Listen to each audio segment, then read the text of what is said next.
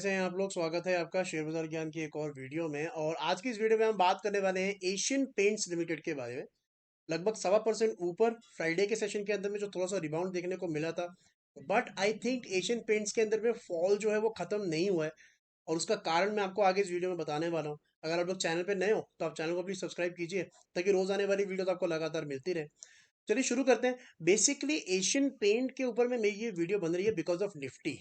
ठीक है, जैसे आप जानते हो कि निफ्टी में काफी गिरावट देखने को मिली इस हफ्ते, और 17,500 के नीचे ये बंद होते हुए दिखा है। और आई थिंक ये पहली बार है 17,500 के नीचे हमारे को एक वीकली क्लोजिंग मिल रही है सिंस सितंबर 2022। ये जो रेड कैंडल आप देख रहे हो, यहाँ पे अगर हम देखेंगे तो 17,000 के करीब क्लोजिंग थी। उसके बाद स्टॉक जो है निफ्टी का जो है चार्ट ऊपर की तरफ बढ़ा। लेकिन अब जो है क्लियर एक और दौर दिखेगा हमारे को यहाँ से गिरावट का। वो मैं क्यों बोल रहा हूँ, आप अगर प्राइस एक्शन समझेंगे तो आपको ये बात क्लियरली समझ में आएगी।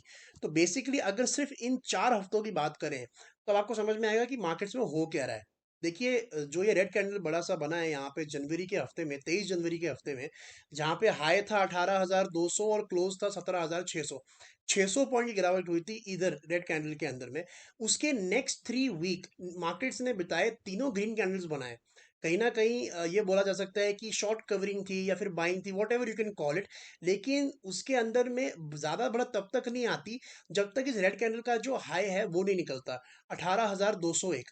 तो देखिए 3 हफ्ते लगे उसके बाद में क्या मार्केट्स को धीरे धीरे धीरे ऊपर आने के लिए। और एक ही हफ्ते में, जो लास्ट वीक था, एक ही हफ्ते में इसने अपने पिछले ग्रीन कैंडल के लो को निकाल दिया वेरी इजीली। तो 17,700 का लो था लास्ट टू लास्ट वीक का, और वो मार्केट्स ने एक झटके के अंदर ही जो है वो निकाल दिया। और आप इसका मतलब इंडिकेशन यही है कि द मार्केट में सेलिंग करना बहुत इजी है as compare to buying.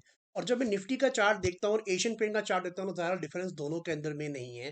This is the Asian paints का चार्ट, और आप देखिए कि जो 23 जनवरी का हफ्ता था, उसका हाई था 2827, 2827, 2827। ठीक है, लास्ट वीक इसने फाइनली 3 हफ्ते की मुशक्कत के बाद में क्लोजिंग दिखाई 2833 की, 2833 की, 6 रुपए ऊपर 2827 से। सो व्हाट हैपेंड इज 3 हफ्ते लगे इसको एक रेड कैंडल के हाई को निकालने के लिए, और एक ही हफ्ते के अंदर में एक झटके के साथ में वो लो निकल गया पिछले हफ्ते का, जो कि था 2754। और इस हफ्ते में क्लोजिंग देखने को मिल रही है 2738 की।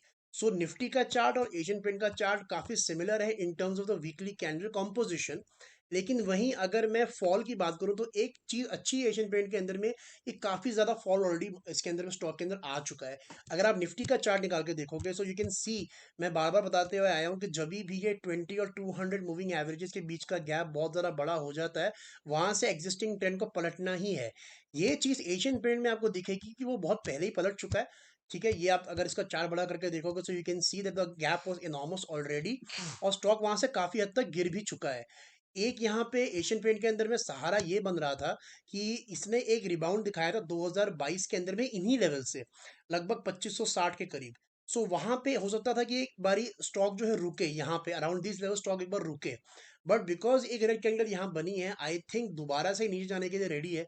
बहुत ज्यादा नीचे जाएगा ऐसा मेरे को नहीं लगता है। क्यों नहीं लगता है उसका मैं आपको कारण बताता हूँ।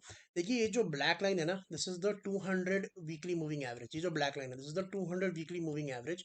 और जितने भी अच्छे स्टॉक्स हैं, लार्ज कैप स्टॉक्स है जिसके अंदर में बहुत सारी लिक्विडिटी है, बहुत सारे बायर्स हैं, बहुत सारे सेलर्स हैं, जो ब्लू चिप स्टॉक्स होते हैं ना, वो कभी भी ये ब्लैक लाइन नहीं तोड़ते हैं लंबे समय के लिए। ठीक है, so you can see that Asian paints का जो ब्लैक लाइन है उसका सपोर्ट काफी नियर है।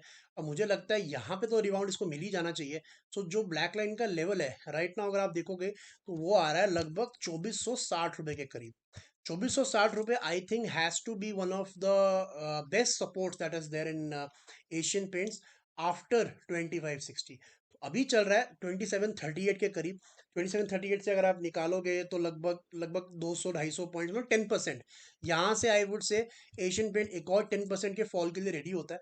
सो अगर आप लोगों ने ले रखा है so you have to be careful of that. और देखिए, ये बात तो मैं बहुत पहले बता चुका हूँ कि देखिए ये एशियन पेंट्स वगैरह के जो शेयर है ना, अगर आप लंबे समय के लिए लिए, फॉर दैट मैटर कोई भी आपने शेयर लिया है, आपको मेंटली प्रिपेयर्ड रहना चाहिए कि 30% तो शेयर गिरेगा ही गिरेगा। ये स्टॉक मार्केट की नेचर है। कभी भी कोई भी न्यूज़ आ सकती है, कभी कोई भी पैनिक आ सकता है। मार्केट के अंदर में तो एक नॉर्मल करेक्शन चल रही है, लेकिन अगर हम नॉर्मल एक स्टॉक मार्केट का माहौल की बात करें तो कभी भी कोई भी न्यूज़ आ सकती है। 30% तो आपको मान के चलना है कि अगर आपने 100 रुपये में शेयर लिया है ना, तो 70 रुपये तक तो वो आ ही सकता है। सो कोई घबराने की बात नहीं है। I think the company is really good, और बहुत पुरानी कंपनी है, बहुत रिटर्न्स इसने कमा के दी है अपने शेयर होल्डर्स को। एक दौर से गुजर रही है जो कि स्टॉक मार्केट का नेचर है, करेक्शन, और करेक्शन के बाद में ऊपर का move. I don't think there is anything to worry about, but हाँ, लेवल आइडेंटिफाई करना जरूरी है। 2500 के करीब मिले तो आंख बंद करके एशियन पेंट्स खरीद लेना चाहिए। दोस्तों ये था मेरा video nation paints. I hope आपको मेरे पॉइंट्स जो है सारे समझ में आ गए। कोई सवाल है आपका तो आप कमेंट सेक्शन में डाल सकते हो। मैं मिलूंगा आपसे अपनी अगली वीडियो में, तब तक आप अपना ख्याल रखें, and all the best guys.